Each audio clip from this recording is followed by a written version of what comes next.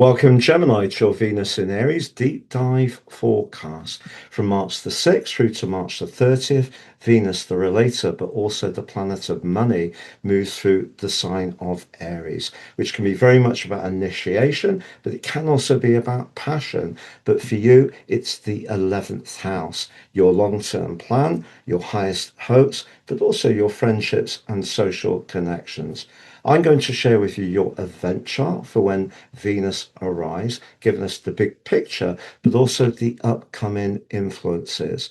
By the end of the forecast, you'll have a clear picture for your relationship and financial situation through to March the 30th. I'm astrologer Patrick Arundell. A very warm welcome. If you've yet to subscribe, please do so now to help the channel to continue to thrive. On the screen is your event chart, and there's Venus in that 11th house. 11th house energy has an echo of Aquarius. It can be our network, it can be our connections, but also our long term plan.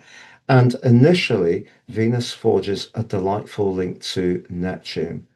If there is someone at the moment that you're getting to know that you really admire, perhaps it's through a shared interest in the arts or any other creative pursuit, you could really be drawn towards them. But pretty soon, by the 8th of March, Venus is going to connect with the cool energies of Saturn. And because your ruler Mercury is in retrograde still, and the other inner planet players, along with the North Node, are right at the top of your chart, there's a lot going on, I feel, in terms of your role in life, your work, your ambitions, and your goals. But it's very much a case of who as much as what you know. So, with Venus meeting Saturn, if there is someone publicly that you find a little bit difficult to be around, maybe it's a line manager or a boss or someone that works for you, that could show up pretty quickly. But equally, Venus merging with Saturn can help us to think very realistically about our friendships, our long term plan, our finances, and also the job we have at the present time. And if you are someone with creative talents and you don't feel that you can show them off in the current role you have, that could see you thinking very carefully about what your next moves should be. Now, by the 10th, Venus moves forwards and aligns in a beautiful sextile with Pluto, which will provide a backdrop for the whole of week 2 of March. If there is something that's transforming in your world, if it is around a personal relationship, your friendships, or even your work, it can do so in a very constructive way.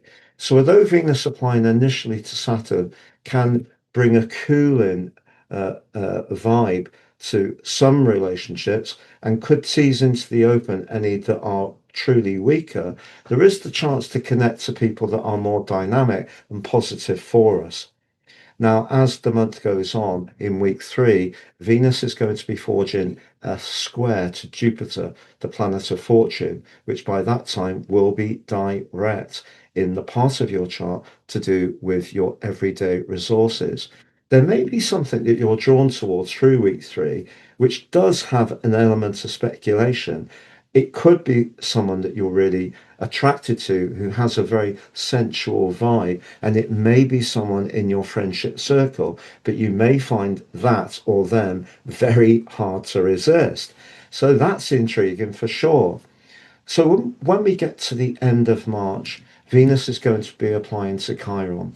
And if you have felt that certain friendships have been coming and going quite a lot since March 2019, it wouldn't really be a surprise. Maybe some of the chasms that have occurred have been because your values have evolved on from what they were then. Chiron in Aries is very much about our identity. So you need to feel safe and secure in any connection, whether it's a personal one or a friendship. So by the time that Venus does apply to Chiron, it's a chance to really think about whether you're properly aligned with who's good for you in terms of energetic exchange. So, just to summarize, Venus in Aries can be very passionate.